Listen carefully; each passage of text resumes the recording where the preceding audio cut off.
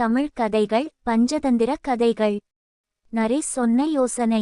ஒரு பெரிய மரத்தில் ஆண் காக்கை ஒன்றும் பெண் காக்கை ஒன்றும் கூடு கட்டிச் சந்தோஷமாக இருந்தன.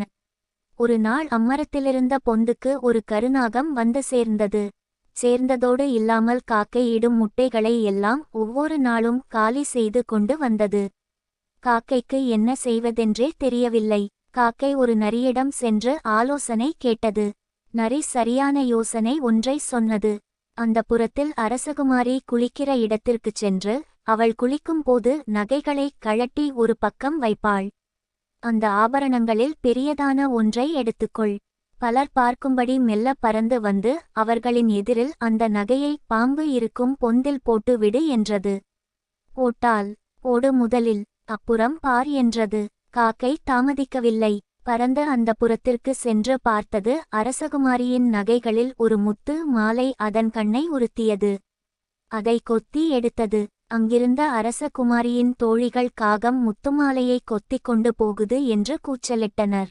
உடனே சேவகர்கள் ஓடி வந்தார்கள். காக்கை மெதுவாக அவர்களின் கண்ணில் படும்படி பறந்து வந்து அவர்கள் அருகில் வந்து பார்க்கும்படி அந்த முத்துமாலையை பாம்பு இருக்கும் பொந்தில் போட்டது.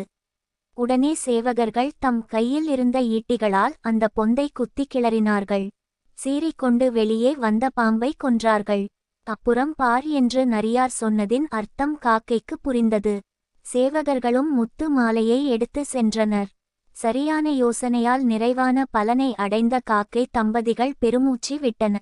அன்பார்ந்த யூடியூப் வியூவர்ஸ் அனைவருக்கும் எங்களது ஜீவன் ஸ்டோரி டைம்ஸ் யூடியூப் சேனலில் வணக்கம். எங்கள் சேனலில் ஒவ்வொரு வாரமும் பயனுள்ள சிறுகதைகள் ஒளிபரப்பி வருகிறோம். சிறுகதைகளை கண்டு களித்து எங்களது சேனலுக்கு லைக் மற்றும் சப்ஸ்கிரைப் செய்யுமாறு அன்புடன் கேட்டுக்கொள்கிறோம்.